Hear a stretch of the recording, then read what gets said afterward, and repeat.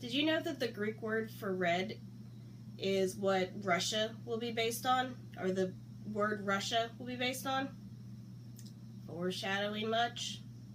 So if you couldn't guess, today we're going to talk about Russia, or the very beginnings of Russia, known as Kievan Rus.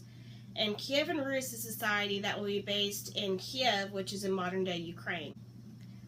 So in Kievan Rus, they're going to have a monarchy and a loosely based upper-class aristocracy, landowners. These landowners are going to be known as boyars, and that's a term you need to know, just like scholarly gentry, that it's the upper class. The boyars are the upper class in Russia. Kievan Rus is going to trade a lot with Constantinople, and because of this, a lot of things we see in Constantinople, a lot of the cultural traits are going to make their way up to Kievan Rus. So I like to call it kind of Rome 3.0. We see Christianity come into Kievan Rus. Vladimir I is going to convert to Christianity and then basically force everyone in Kievan Rus to convert to Christianity. He's going to have mass forced baptisms. However, the church in Russia is going to separate from the church in the Byzantine Empire. It's not like the Roman Catholic Church where you have a bunch of states that are all connected to Rome.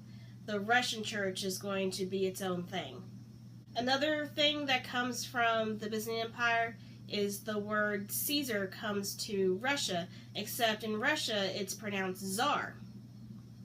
So again, that's kind of some influence that went from Rome to the Byzantine Empire and now to Russia is the name Caesar. And we're going to have a Tsar in Russia up until the Russian Revolution in the 1900s. The Russians do not, however, adopt the bureaucracy or the education system in Constantinople. The decline of Kievan Rus will come when the Mongols invade and occupy Russia, or Kievan Rus, and occupy a large territory. And they're going to be in Russia for so long, they're going to be in Russia through the Renaissance and the Reformation. And so Russia is going to be kind of cut off from the rest of Europe, and that's why they're going to be culturally so different than, say, Western Europe, and they don't experience the Renaissance or the Reformation. Okay, that's all I have for you on Kievan Rus. Mainly you need to know Kievan Rus just to know kind of where Russia started. So, take this video, be sure you know it, but we're going to get into Russia in more detail later on. I'll see you next time.